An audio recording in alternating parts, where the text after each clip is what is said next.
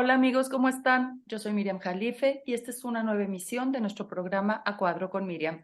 Les doy la bienvenida nuevamente y les agradezco que estén conmigo todos los lunes, 8 de la mañana por Promo Estéreo, L&L Digital. Solamente hacen clic en A Cuadro con Miriam, la del sombrerito rosita, y ahí encontrarán todos mis podcasts y todo mi contenido muy interesante. También me pueden escuchar por Spotify, ahí todos mis podcasts en la cuenta de Promo Estéreo o en mi cuenta personal, Miriam Jalife o A Cuadro con Miriam. Y bueno, en esta ocasión les doy la bienvenida a un maravilloso elenco, el director también de la obra Finitud. Bienvenidos. Hola, buenos días. Hola, hola Miriam. ¿Qué tal? Hola. Hola a Por todos. favor, bienvenidos y les Un agradezco placer. que hayan aceptado esta invitación. Por favor, preséntense y bueno, platíquenme quiénes son. Sí, yo soy Víctor Weinstock, soy el autor y director de la obra Finitud, eh, y estos tres monstruos que nos acompañan en los otros cuadritos son las bestias histriónicas que llevan a escena este texto. Bienvenidos, bienvenidos. Eh, Pati, yo por soy, favor. bueno, Pat, Perdónenme, quien quiera, adelante. Pati, Pues soy Pati Blanco, XX, Infinitud. ¿Quién sigue? Yo Gastón, soy Gastón Llanes y mi personaje es XY también aquí en Finitud. y yo soy Mario Zaragoza, e interpreto a Yeye en Finitud también. Todos en Finitud. Buenísimo. ¿De qué va Finitud? A Finitud, ver, finitud, No, Finitud. Finitud. finitud. Ujú. A ver, Mario. Bueno, nosotros tenemos una obra que se llama Finitud, eh, porque, porque todo es finito, todo tiene un término. Nosotros hablamos precisamente de ello respecto a las pérdidas personales en la vida, las personas que nos dejan, que pasan a otros planos principalmente. Y nosotros hicimos esta obra porque Pati y yo, que somos pareja, tuvimos una pérdida y entonces nos dimos a la... No nos dimos, más bien creció esta obra por sí misma, se nos apareció en la pluma de Víctor Weinstock o Weinstock y aquí estamos representándola. Y Va. he dicho un poco para permitir que alguien más, por ejemplo Víctor, digan más al respecto. Sí, la finitud no es la muerte, es gracias a la finitud que se define la vida, precisamente. Y esa es la exploración que decidimos llevar a cabo en esta obra. Eh, la alegría que nos brinda la finitud, porque es eh, gracias a que existe la vida que somos capaces de conocernos los unos a los otros. Y lo que hay que agradecer es ese reconocimiento, esa bendición que es el compartir un camino que nos toca con otra persona. Eso es algo que nos enseñó esa alegría de vivir del infinito amor eh, desinteresado que nos enseñó el pequeño Fernando Zaragoza Blanco, que, que nos tocó de una manera que no podíamos más que agradecerle esa enseñanza de no sentirnos culpables eh, eh, por qué pudimos haber hecho para continuar su vida y de no culparlo, porque también tiende uno a culpar a los muertos de ¿por qué te fuiste ahora? ¿Por qué me dejas solo en este momento? Eh, la culpabilidad está asociada a la finitud y es en el aprendizaje de que la finitud es vida y no muerte, eh, que es ahí donde, en el amor, donde se aprende esa delicada línea, ese delicado balance entre la bendición de vivir. Imagínate que la vida fuera infinita, sería aburridísima, y no la sabríamos apreciar. Y dolorosa. Muy dolorosa, mucho más dolorosa de lo que es. La finitud es una bendición, ¿no? O sea, el saber que estamos aquí de paso, y no somos permanentes, no somos eh, pues infinitos, es eternos, nos otorga la posibilidad del cambio, del experimento, que es pues maravilloso, ¿no? Siempre eso nos permite mantener vivo el asombro. Platíquenme un poquito de la obra. No quiero spoilear, como dicen, pero ¿por qué platicas todo esto? ¿De qué trata la obra? Qué bueno que lo preguntas, Miriam, porque ahorita cuando escuchaba a Víctor y escuchaba también en otras pláticas que hemos tenido estos conceptos que pueden parecer tal vez incluso abstractos, ¿no? La finitud, vaya, todas las complicaciones de la muerte, la culpa, etcétera. Yo me quedo pensando, y por eso agradezco que preguntas tal cual de la obra, si no puede ser como difícil de seguir estos conceptos sin tener como ¿Contexto? un contexto, gracias, sin tener un contexto previo, ¿no? Entonces, dicho lo cual, te respondo en resumen, cuidando mucho la cuestión de la spoilereada.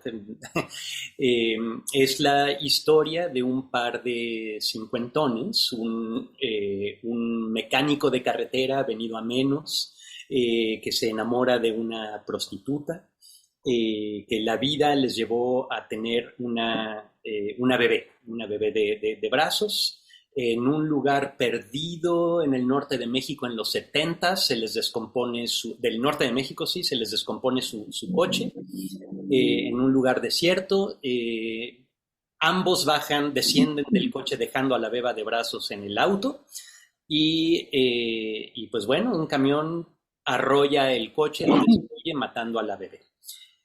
Bueno, eso sí ya es un spoiler brutal, pero bueno, a lo que voy es, ¿qué es lo que pasa después de esta situación tan trágica? Entre la locura de la desesperación, del dolor de lo que acaba de suceder, también vienen un montón de conceptos donde ahora sí conecta con lo que estamos hablando de cosas de culpa, de desesperación, de incomprensión, de cansancio, e incluso de empezar a ver en personas extrañas, ahí sí no voy a spoilerear nada sobre el personaje que hace Mario Zaragoza, a ver en terceros o a pensamientos, o a Dios o al diablo, pensamiento mágico, pensamiento racional, etc. Entonces, un poco es cómo conecta esta historia que acabo de describir con los conceptos de los que estamos hablando. Y sí me gustaría mencionar no solamente el de qué hablamos, sino el cómo. Y hay como diferentes estilos dentro de la obra, ¿no? Es importante saber que es una tragicomedia, que hablamos de temas brutales o describimos temas brutales, pero podemos recurrir al humor ácido, al humor negro. Recurrimos al hiperrealismo, a silencios prolongados, a lo que describe también a veces Víctor como esta escena es Carballido. Después de tantas cosas tan conceptuales y tan complejas de entender para el público, aquí les aclaramos un montón de cosas para que su pensamiento diga, ahora entiendo lo que vi hace 15 minutos atrás. Entonces, eso es un poco lo que te puedo decir de qué va la obra y el por qué hablamos de estos temas tan conceptuales. Claro, ahora que mencionaste, bueno, más o menos de qué va, que dejan a la bebita en el auto, se la lleva un camión, ¿cierto? Creo Ujú. que ahí solamente empezó la tragedia, ¿cierto? Eh, Esa no, bueno, obviamente fue la tragedia, pero ahí Esa como, fue la tragedia. pero fue el inicio. Eso es lo que pone a los dos personajes en escena, en la situación. Es lo que pasa, claramente, bueno, es lo que pasa después en las vidas de estas personas. Sí, sí, es lo que vemos, este shock frente a la realidad, a las primeras horas frente a esta pérdida repentina, inesperada, vuelve como entre un sueño, una pesadilla, la realidad, cómo enfrentamos el dolor desde el mundo racional, el pensamiento mágico, pero la salida, buscamos una salida y la salida es la aceptación de la finitud. Yo creo que esta obra se puede contar, pero nunca se va a spoilear. No, es imposible porque son conceptos. No es una historia que si te la cuento, ya, ¿a qué la veo? Ya me perdí de todo. Es difícil. Yo creo que se tiene que ver. A mí me gustaría mucho participar un poquito con diálogos, platicarte un poquito de la obra con diálogos de la Van, misma. Buenísimo, buenísimo. van, Por favor. Vamos. van. Tú eres capaz de ver una bestialidad inimaginable de veces a una persona en una carcacha y aún así dudar de su existencia. No necesariamente de su existencia. Entonces, Para empezar, de que sea persona, y para seguir, de su presencia, la estás viendo. de su permanencia. Nada es permanente. Eso es exactamente lo que estoy intentando decirte. Nada de nada permanece. Ni siquiera el amor. A nadie le conviene responder eso. Y te reservas la respuesta a conveniencia. Pues sí, Pero te imaginas tanto como yo el cambio posible. tal vez. El amor es una moneda al aire. No quiero hablar de eso. ¿Está bien? ¿No quieres hablar de eso? ¿Qué tal la muerte? ¿Qué hay con la muerte? ¿Es permanente? Esa es una pregunta capciosa. Es permanente.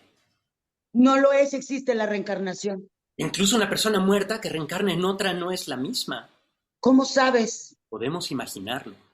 Pero no lo has visto. Imaginar no es saber, ni deducir, ni predecir, ni mucho menos intuir. No te has muerto, así es que no lo has visto y no puedes imaginarlo. ¿Por qué no? Porque eres incapaz de adivinar qué se siente estar en esa carcacha. ¿Y por qué quieres sentir algo así? Oye, no sea Chiquito. complicado, no se vale. Chiquito. Es la idea, es la idea. Yo intervendría Este es el diría, texto. Este es el texto, así es que no hay forma de spoilear nada. Mario, yo diría, imagínate que de ahí de donde vengo, de mi carcacha, ahí donde me has estado espiando, tengo entre las ollas, las cobijas, las mantas, un cacharro, una máquina, para que el don entienda, así como dice el don, una máquina que resarce los daños inducidos por la mecánica de los hechos injustos. Y como dijo, ¿de dónde saca tanta palabra dominguera? Así como me ves, sé más cosas de las que aparento. Tengo un artilugio fabuloso que aniquila el dolor y previene el sufrimiento. ¿Lo vas a querer? ¿A cómo lo vende? ¿O qué? No entiendo nada, yo solo quiero a mi niña viva, eso es todo. ¿Que para qué quieres eso? Es lo que te vengo preguntando desde hace rato. El resto no es silencio. Eso déjamelo a mí. ¿Pero para qué? ¿Qué vende? ¿Falsas esperanzas? Una máquina del tiempo te va a decir, Podría decir eso, ¿o no? termine de una buena vez. Así que para no spoilear, quedémonos hasta ahí. ok. ¿No? Platícanos quién representa a cada personaje, o más bien qué personaje representa a cada quien. Bueno, soy ¿Qué son XX, los papás de la niñita? Ajá. XX como los cromosomas, el cromosoma XX, la madre de la humanidad, la madre que da a luz y la madre que pierde al hijo. Eso soy yo, XX. ¿Es alguna metáfora? Dices la Pues yo, madre de la humanidad. pues es una metáfora, pero es real, es XX, la madre de los hijos. Es la madre Total. la que entrega al hijo cuando muere. No El, Es tiene eso. un nombre, dilo. el texto mismo eh, dice en algún momento el personaje de Mario que los cuentos de todos acaban siendo de nadie. Entonces las dos cosas, es una mujer real, es una prostituta vieja en 1973 y un mecánico de carretera, pero no sabemos sus nombres ni necesitamos saberlos. Así es. Eh, Porque la experiencia de la maternidad, de la paternidad, es compartida desde que la humanidad es humanidad. Entonces, son ellos, esa pareja mexicana de 1973, pero también son Adán y Eva. También representan a la humanidad entera, porque el dolor y la culpa frente a la finitud la hemos sentido todos los humanos desde que la humanidad apareció hace casi 300.000 años. Eh, y en el caso de esa humanidad ha estado buscando respuestas a ese dolor, ¿no? A esa conciencia de la muerte, ¿no? Eso es lo que nos hace distintos al resto de los animales, la conciencia de la muerte. Los monumentos funerarios son lo primero que encontramos como arqueólogos, ¿no? Eh, como huella de una civilización. Y en esa búsqueda está el pensamiento mágico, en el deseo de la creencia en seres sobrenaturales que tienen todas las respuestas que son portadores de las causas y los efectos, y y ganas de explicarse el mundo, de ordenar el caos, que es el raciocinio, ¿no? El juicio. Y todo eso, la magia y la razón, es lo que representa el personaje de Yeye, que interpreta Mario Zaragoza. Perdóname, Es pero ¿cuál es tu intervención ahí? ¿Tú quién eres? Yeye, ¿quién es? Mario Zaragoza. Sí, sí, pero ¿qué? En la Yeye ficción, es se refiere. Es Yeye es una especie de... Hay varias versiones entre nosotros y también entre el público de quién es Yeye. La primera idea es que Yeye es como el diablo, eh, por las cosas que dice y las cosas que hace. Y yo decía, no es diablo, es Dios. Eh, y luego, y esa versión de Diablo y Dios las he visto, escuchado en varias personas del público. Algunos apuestan por el diablo, otros apuestan por Dios, y hay quien nos dijo que eran los dos personajes. Pero en mí surge una tercera versión cuando razono al respecto y a través de las funciones me he dado cuenta que también puede ser una imagen de ellos. O sea, es alguien que ellos están creando para encontrar respuestas, que lo que encuentran son preguntas, respuestas a su estado, respuestas a su dolor, respuestas para aliviar esa culpa. Y eso es lo que más divertido resulta de la obra, porque este personaje les da vuelta a la tortilla para que no se queme. Ese es algo como, es lo que podríamos decir de quién es Yeye. Y con esto que es comenta Mario, perdón Miriam, te interrumpí, pero con esto que comenta Mario, escénicamente es muy divertido y te metes como actor en un rollo de ¿lo estoy viendo o no lo estoy viendo? Esta imagen de la que habla Mario en su versión de Yeye nos funciona mucho o me funciona mucho como actor cuando estoy interpretando a XY, de ¿está o no está? ¿Lo estoy escuchando en mi mente? ¿Es esta ardilla que no puede dejar de girar después de lo que acabo de sufrir, de lo que acabo de vivir, en esta incomprensión, en este dolor? ¿Quiero escuchar esto o no quiero escuchar esto? O esa como atracción hacia lo que sabes que te puede incluso hacer daño, ¿no? No necesito que me estén recordando o que la abandoné o las culpas, etcétera. No necesito que me lo recuerden, pero por el otro lado también necesito escucharlo. Entonces, es esta ambivalencia que tiene Yeye, de la que habla Mario, que nos alimenta función con función, lunes con lunes, a nuestro trabajo en escena con finitud. Víctor, hablaste de que solamente el ser humano tiene conciencia de la muerte, del concepto muerte. A ver si logro explicarme. Pero también cada individuo tiene su conciencia, tiene su manera de percibir la muerte y de cómo la quiere sufrir o de cómo la quiere vivir, la muerte de un ser querido.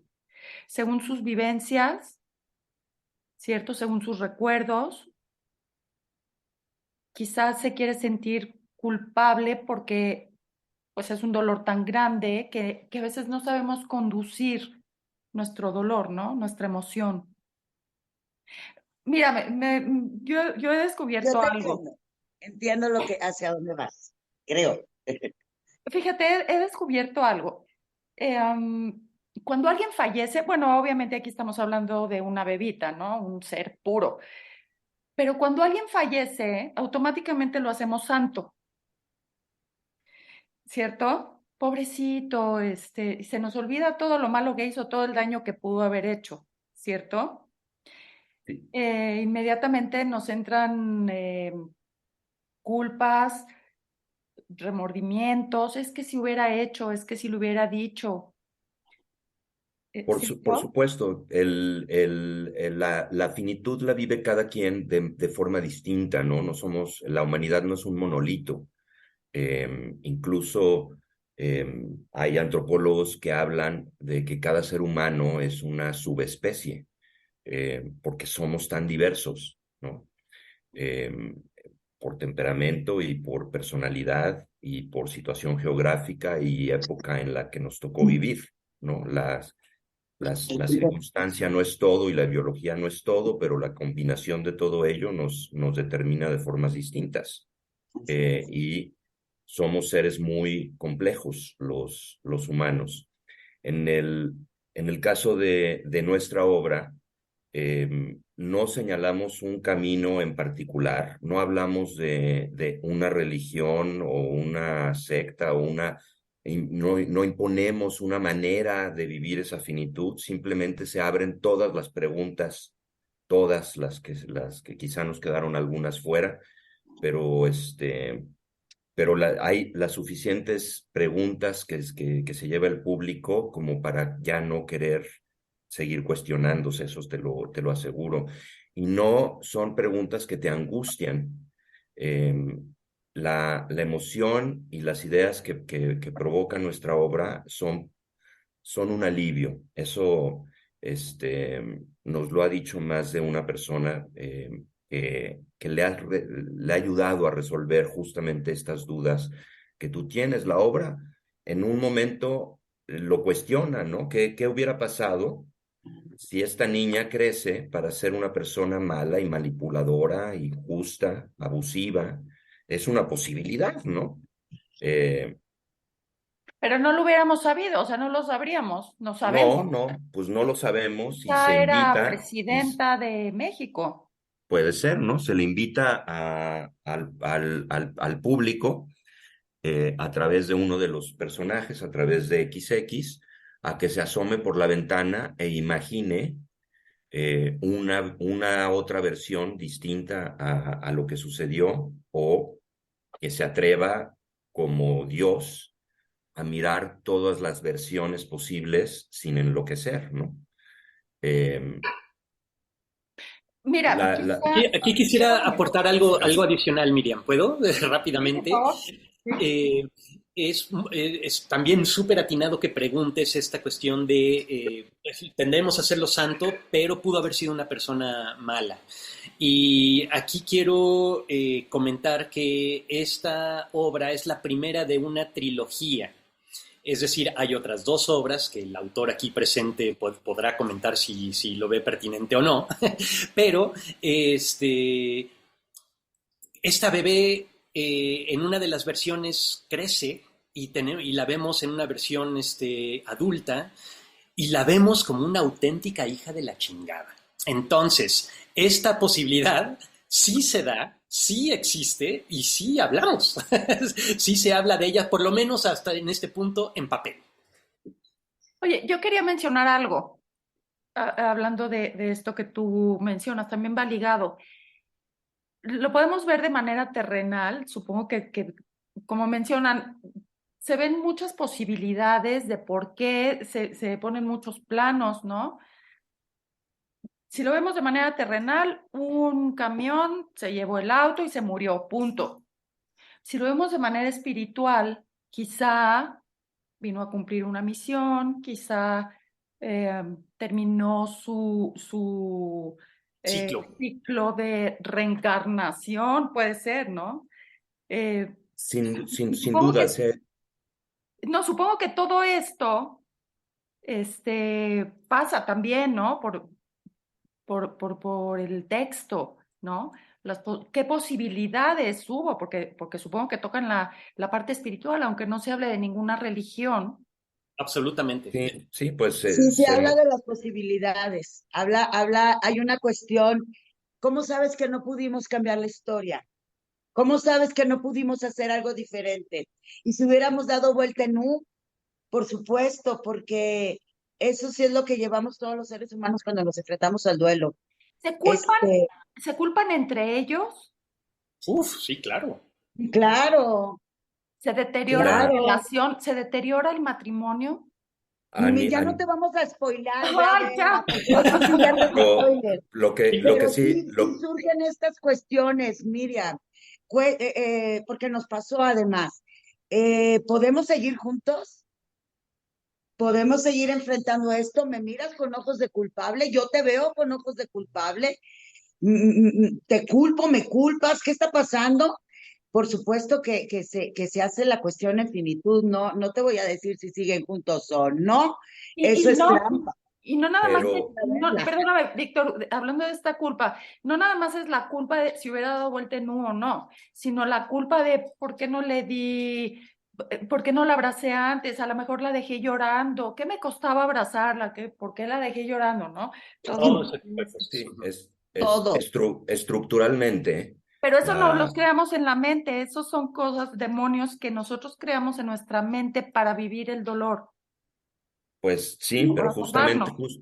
pero justamente la obra lo que propone es que en vez de aferrarte a la culpa, te aferres a la alegría, a la gratitud, la bendición de haber compartido esa vida, ese cacho del camino, largo o corto, con esa persona que perdiste, ¿no? Agradece lo que te dio, no lo que te quedó a deber. De eso trata la obra y estructuralmente, melodramáticamente, de lo que la obra trata es de si esta pareja será capaz o no de sostener el amor, de sostenerse como pareja. La tensión en escena no es que se murió la niña o que ahí viene el camionazo, ahí viene, pues ya supimos, se sabe, ¿no? Eh, lo que no se sabe es qué van a hacer ellos con eso, si se va a sostener o no se va a sostener el amor. Y ahí sí, pues no se los pienso spoilear, ¿no? Porque sí, porque no. La obra deja un final abierto y después de toda la trilogía sigue abierto ese final, eh, porque el chiste es picar al público para que llegue a sus propias conclusiones. Cada quien lo vive de manera distinta, ¿no? Entonces la obra lo único que hace es picar eso. ¿Cómo lo pica? También estructuralmente a un nivel conceptual, me baso siempre los arquetipos y los mitos ayudan a que el público se conecte porque son universales, es sabiduría que traemos los humanos ya en la genética, ¿no?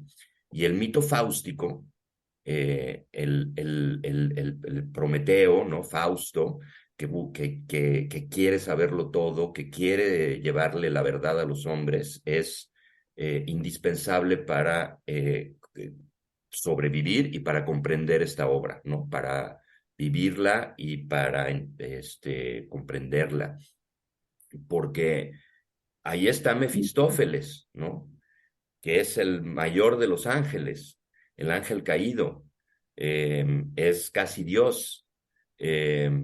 Y hay un Fausto, hay un humano que está dispuesto a cualquier cosa con tal de saber lo que sea que quiere saber, que en este caso es si pudo haber hecho algo distinto para salvar a su hija, si puede dar su vida a cambio y qué tiene que hacer, ¿no? Y pues Mefistófeles, como en todas las historias en las que aparece desde que lo usamos los seres humanos como concepto, se disfraza de señorita, o se disfraza de dandy, o de maestro, o de oveja. En nuestro caso se disfraza de un indigente que es testigo del accidente y que resulta ser el más sabio de los seres humanos en la Tierra. Wow. ¿Por qué escribiste esta obra, Víctor?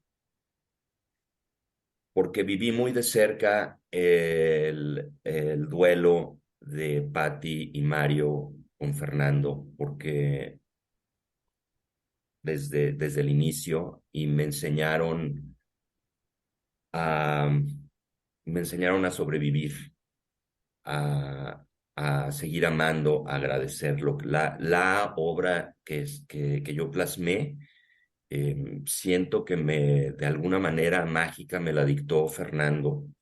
¿Quién es Fernando? ¿Quién es Fernando? Nuestro hijo mío y de Mario, que partió a los 14 años el año pasado. Y porque esa vivencia, ¿no? Pues me hizo recordar otras, ¿no? Me hizo recordar cómo es que mis hermanas y yo sobrevivimos o llevamos el duelo de la muerte de mi padre, que también nos aferramos a la alegría, a lo que nos dio, a lo hermoso ser humano que era, sin ignorar sus fallas, ¿no? En vez de reclamarle el por qué se fue, para evitarnos la culpa, ¿no? Y tantas otras pérdidas que me ha tocado vivir en carne propia, o ver cómo padece la gente, y me urgía resolver esa finitud para mí mismo y para mis seres queridos. Ok.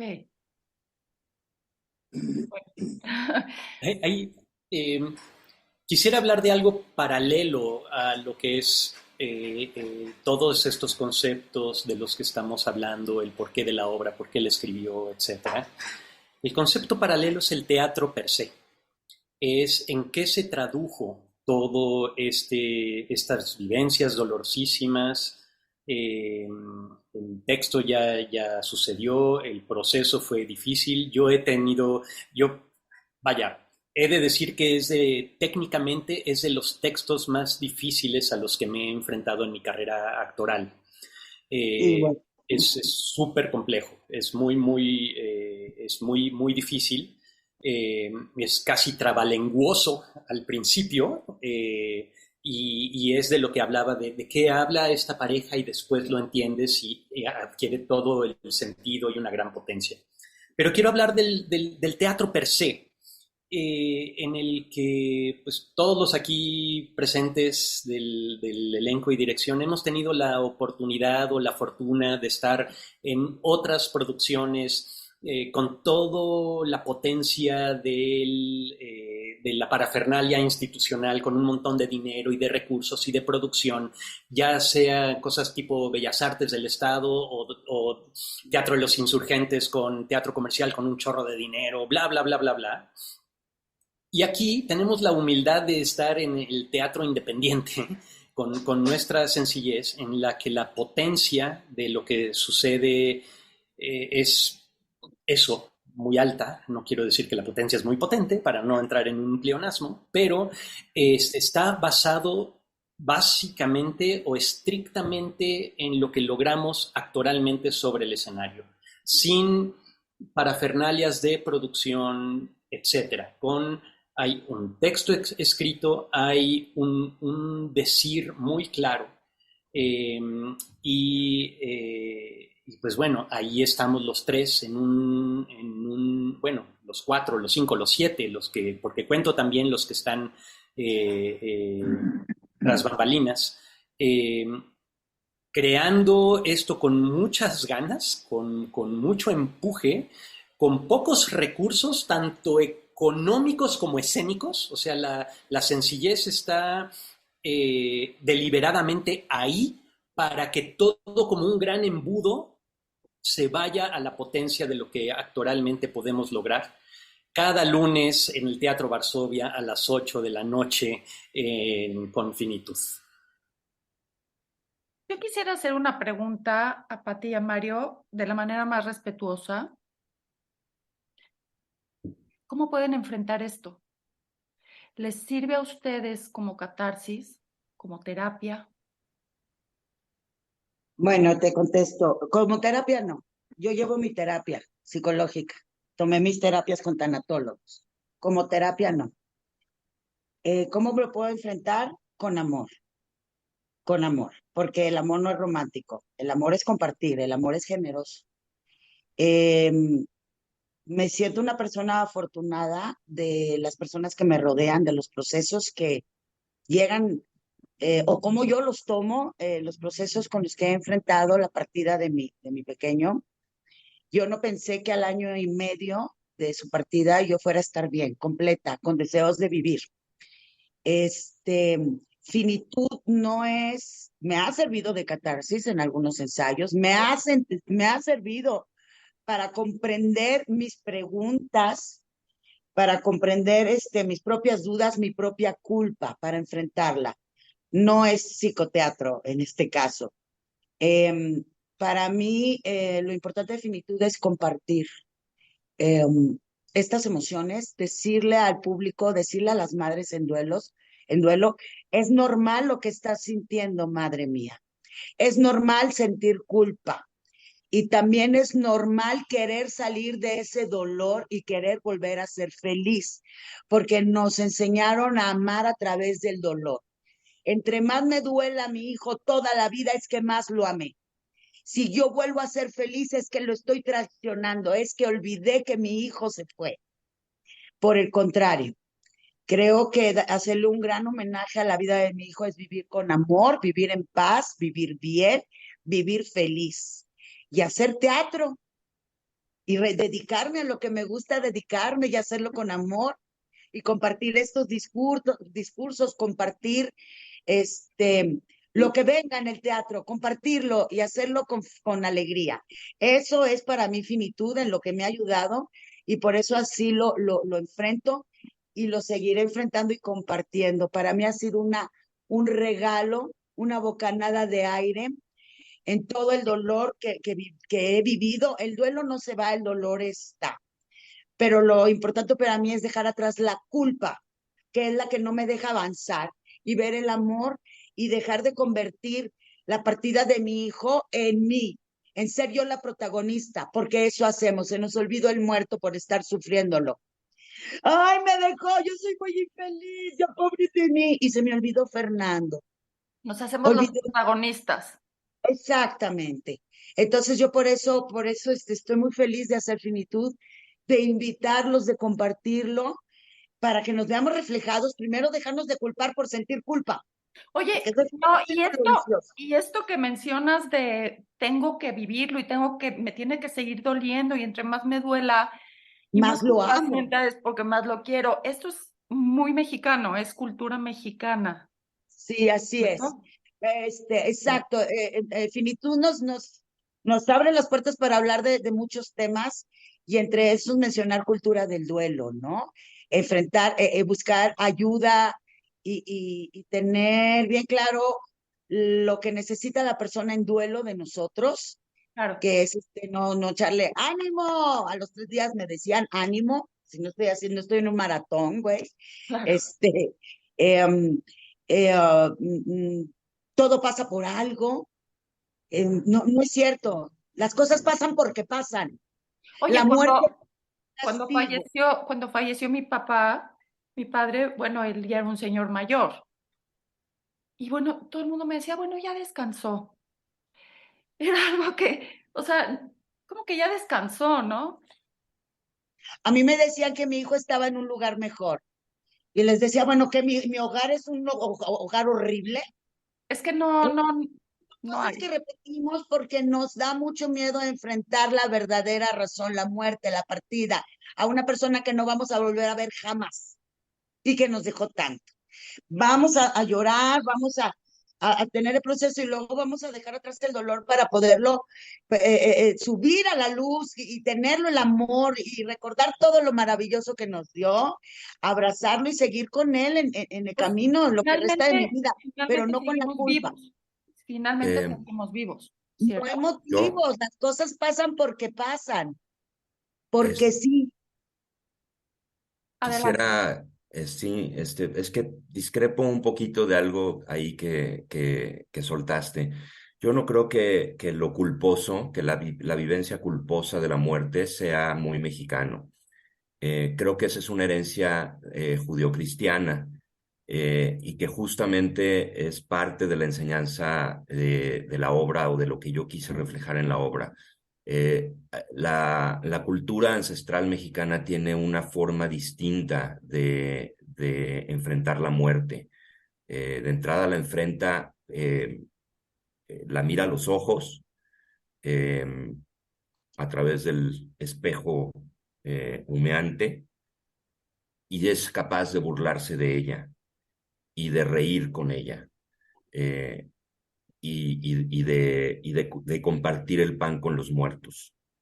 Eh, y la obra cuenta la misma cosa 4 veces, de 4 maneras distintas, de una forma inglesa, racional, eh, francesa, el existencialismo, el absurdo, ¿no? Que es lo primero, creo yo, que se vive cuando hay una pérdida repentina, ¿no? Lo primero que nos pasa cuando se muere inesperadamente un ser querido es que no sabemos qué diablos está pasando y todo es absurdo. Eh, y luego hay esta cosa alemana, esta necesidad de aferrarse de qué fue exactamente quién soy yo, quién era esa persona y qué fue lo que pasó, ¿no? Y es eh, lo que nos ofrece el estilo brechtiano de abordar la misma anécdota, ¿no? Y luego sí, hay esta cosa judeocristiana, ¿no? El hiperrealismo, el no soportar el silencio, aunque ya no haya nada que decir, el refugiarse en la oscuridad y extender el duelo porque sentimos que solo así vamos a redimirnos de la culpa que sentimos. Pero la obra tiene una solución a la mexicana, ¿no? Tiene su chilito, su salsita, y también va uno al teatro a entretenerse, a divertirse, a pasársela bien, ¿no? Y a reírse de la muerte y con la muerte. Claro. Bendito teatro Fíjate, mexicano del siglo pasado que nos enseñó a burlarnos de las cosas más rudas. Gracias, Emilio Carballido, Hugo Argüelles y toda esa escuela del teatro que nos enseñó a ser irreverentes con el dolor. claro, yo mencioné que es muy mexicano y muy cultura mexicana porque así lo considero. Sí, evidentemente también estamos regidos por la cultura judeocristiana, ¿cierto? Eso es lo que siempre nos llena de culpas, la religión y este tipo de cultura. Pero los mexicanos tendemos mucho a sufrir o a ver la manera, las cosas de este modo, de esta manera. Quizá los alemanes tengan otra mentalidad, quizá no estén tan unidos a la familia, quizá manejen otros conceptos, pero creo que los mexicanos, por principio, siempre manejamos la culpa, siempre, por esta cultura que tenemos. Y además tenemos rasgos de sumisión. Eh, yo me cuestiono si, si tendríamos que generalizar a toda Claro, la cultura mexicana por en supuesto. este sentido de culpabilidad o etcétera. Y si no, esta característica que estás mencionando, tal vez, subrayo tal vez, está más presente, digamos, en la clase media citadina de las grandes ciudades de la ciudad, del país, ¿no? Yo creo que se vive distinto a como lo describes hacia el interior y el resto de los estados. No sé. Claro, Es, por supuesto. Y también hablemos nuevamente de la conciencia de la muerte que cada quien tenga o el significado, ¿no? O lo que representa la muerte para cada quien según sus vivencias, su percepción, no sé, ¿no? Su educación. Perdón, es que también depende mucho de la relación con la persona. Cada duelo es distinto, el apego. En el 2015 murió mi madre en 2 meses, le dan un diagnóstico fatal y muere. Mi hijo fue también muy repentino. Mi hijo se enferma el jueves y muere el domingo en la mañana, en la tarde. Fue muy repentino, pero con mi madre me despedí, me sentí tranquila, con mi hijo sentí mucha culpa, con mi hijo sentí mucha culpa. Claro, yo no Entonces, puedo, tiene que ver con los apegos, con lo que diste, con lo que estabas haciendo, pero todo duelo, no creo que los alemanes ni los rusos estén libres de culpa cuando alguien se va. uh-huh. Esto es universal, Miriam. El qué pude haber hecho, qué no hice. Híjole, no fui por ella al aeropuerto en 1881 cuando quedé de ir. Se nos vienen todas esas cuestiones absurdas. No creo que sea cuestión cultural, creo que es humano. Creo que es muy humano. Tiene mucho que ver también con el apego que hayas tenido con esa persona. Mi hijo hacía colecho todavía, era un niño con síndrome de Down que dependía mucho de mí. Obviamente fue mucho más impactante los primeros días después de su partida, el despertar y creer que iba a estar a mi lado, que todavía había sido un sueño y no era así. Pero yo creo que esta sensación del pude haber hecho más, que es la culpa, no es cuestión de cultural ni de naciones. Nos pasa a todos. Es mucho más grande, entre más grande haya sido el apego. Pero siempre nos vamos a preguntar, ¿qué pude haber yo hecho para haberlo evitado? Y eso también lo tocamos en finitud, porque hay una pregunta que nos hacen. Hay este personaje extraño, pues, ¿qué se creen? ¿Quién se creen para cambiar las cosas? No, no, no, no, no, no nos quedamos, te digo, pues luego somos los protagonistas de esa muerte. Hacemos un lado al muerto y somos nosotros. ¿Qué pude haber hecho yo? ¿Qué hice? ¿Qué no hice? Y la cuestión es que hay una persona muerta que ya no vamos a volver a ver. Eso es todo lo que hay. Y no hay nada más que hacer. Pero sí, no Yo, creo que sea algo de los mexicanos, porque he visto madres mexicanas que lo superaron mucho más rápido que yo, es algo personal, pero te repito, es algo humano, es yo algo claro, y humano, personal, y muy personal, cada muy quien lo supera a yo, su personal, muy ritmo. personal. Yo yo, no puedo, sin duda es un tema muy delicado, ni siquiera para entrar en discusión, Ajá. y porque tampoco lo he vivido, ¿cierto?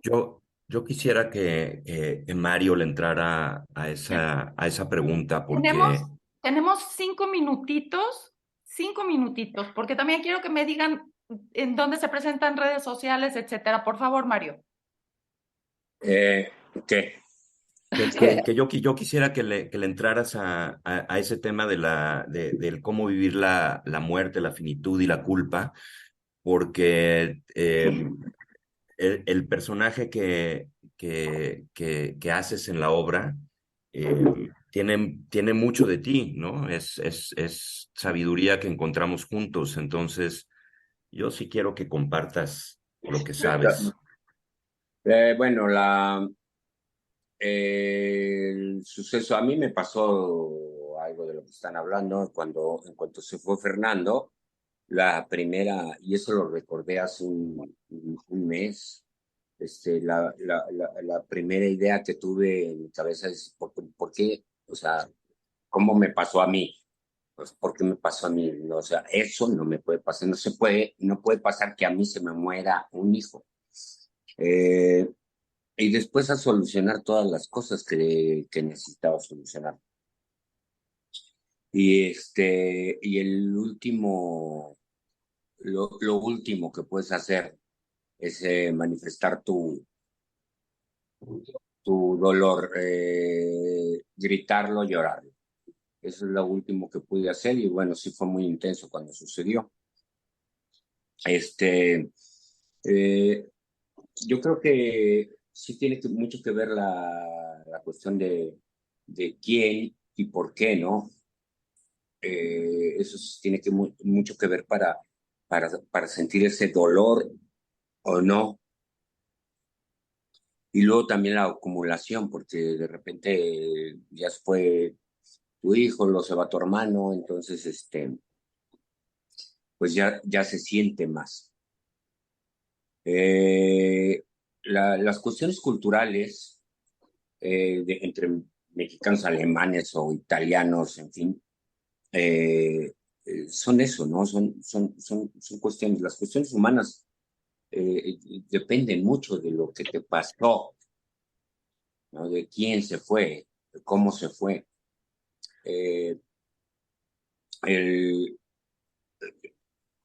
el que esté ahí, el temor a olvidarlo, o sea, está ahí porque lo recuerdas, tienes miedo de olvidarlo porque de repente te sientes eso, te sientes tan bien que, que crees que se te va a olvidar.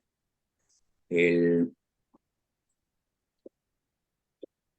que está constantemente porque de repente te toca el cabello. Mi hijo me peinaba y le gustaba mucho peinarme. Y de repente me viene y me peina otra vez o me abraza y, este, y le hago preguntas y me contesta. Entonces, mm, no está físicamente y me duele de que no está aquí haciendo locuras como hacía, pero sí está conmigo, o sea, sí lo veo, sí platico, no se desapareció, ¿no? Ese alguien que es de carne y hueso, está- o era de carne y hueso, está aquí conmigo, este, en mis preguntas, en mis ayudas, en mis necesidades, ¿no? Las ayudas que pido. Él está, no perdí nada, o sea, gané un algo, ¿no? Este, eso es algo que creo que, iba a decir, dignifica, pero es algo que te da, es un valor, porque además también aprendí esta parte del dolor, del llorar, que es muy difícil, que era muy difícil para mí, y cuando lloré estuvo muy fuerte. Entonces ese es un plus para mí, porque Fernando ahí está mi hermano, ahí está mi mamá, mi abuela. Mi tío me vino a visitar en una producción en la que voy a empezar a trabajar. Me estuvo haciendo bromas durante los tiempos de espera. Son poquitas las cosas, pero cuando están vivos también son poquitas las cosas, o sea, menos que trabajemos juntos, ¿no? Pero para mí es eso, lo que pasa es eso, o sea, ahí estamos. Nos seguimos viendo, yo les sigo haciendo preguntas. Estamos. Eso es. Muy bien. De antemano, mi admiración para ustedes, mi respeto. Es un tema muy delicado. Mario, tú también has sido muy valiente en escribir esta obra, pero qué mejor que transformarlo en arte, ¿no? Transmitir. Víctor, Perdóname. Víctor, ¿no? Víctor escribió Víctor, la obra. ¿sí, Víctor dije? ¿Dije Víctor o Mario? Ok, Dijiste Mario. perdóname, Víctor. Y bueno, transformar esto en arte y bueno, transmitirlo, hacer que le llegue a muchas personas y hacer lo que a ustedes les gusta, ¿no? Hacer lo que a ustedes les gusta. ¿Qué mejor que hacer lo que sabemos hacer, ¿no? Pues sí. Pues de antemano los felicito. Voy a ir a verlos. Por Voy a hacer favor. un campito. ¿Cuándo van a Gracias. estar? Rapidísimo, díganme en dónde, cuándo, a qué horas. Estamos los lunes a las 8 de la noche en el Teatro Varsovia, que está Ok. en la calle de Varsovia, en la número 9, y está a media cuadra de la Avenida Reforma, y está a una cuadra del Ángel de la Independencia, es en la zona rosa, en la Colonia Ok. Juárez. Ok. Entonces, ahí los lunes a las 8 de la noche. ¿Hasta cuándo van a estar? Bueno, hasta el 18 de septiembre, Ok. y pueden tener descuentos en Ticketmaster, sobre todo los jueves es el mayor descuento, es un 2x1. ¿Y en Entonces, dónde compramos los boletos? Eh, En la Ticketmaster hay taquilla un dos viene por el uno. teatro. sí, en realidad donde tienen mayor descuento es si se meten a nuestra página en www.teatrodefuego.mx. Ahí hay más información de la obra y también si se inscriben a nuestro boletín obtienen un cupón que presentan en taquilla para obtener un 50% de descuento y estarán enterados de otros proyectos que están por venir, el resto de la trilogía y otras obras que estamos cocinando. También en la página aparecen todas las promociones que hay, algunas que son en taquilla en el teatro, los miércoles al 40%, por ejemplo, las particulares de Ticketmaster, etcétera. Y los invitamos también a revisar nuestras redes, siempre como Teatro de Fuego, en Instagram, Facebook, TikTok y Twitter y Threads y todas las que se vengan a inventar. Buenísimo. Redes sociales, nuevamente, por favor. Teatro de Fuego. Teatro Estamos de en Fuego. Instagram, Facebook, TikTok, Twitter y Threads. Buenísimo. Pues les agradezco que hayan estado en este espacio, una charla muy interesante y bueno, mucho gusto en conocerlos nuevamente. Este es un espacio abierto y bueno, yo les ofrezco, tengo el espacio de TV también por Orbe Network, es de manera presencial y pues les ofrezco, les extiendo una invitación a que vayan a este espacio Claro. y continuemos esta charla. Bueno, que comencemos la charla porque es otra audiencia, ¿cierto? Y promovamos esta puesta en escena. Ahorita nos ponemos de acuerdo. Claro que Obviamente sí. antes del 18 de septiembre. Entonces, ahorita agendamos que nuestro público esté pendiente. Y bueno, yo agradezco a todos ustedes que nos hayan acompañado en esta emisión. Por favor, no se pierdan Alicia y las Maravillas del Borderline todos los viernes 8:20, Teatro Centenario Coyoacán. Mi próxima función el 18 de agosto y ya les iré informando de la nueva temporada. Yo soy la reina. Muy bien, bueno, los espero y les agradezco nuevamente que estén conmigo. Gracias. Hasta luego. Hasta luego. Gracias.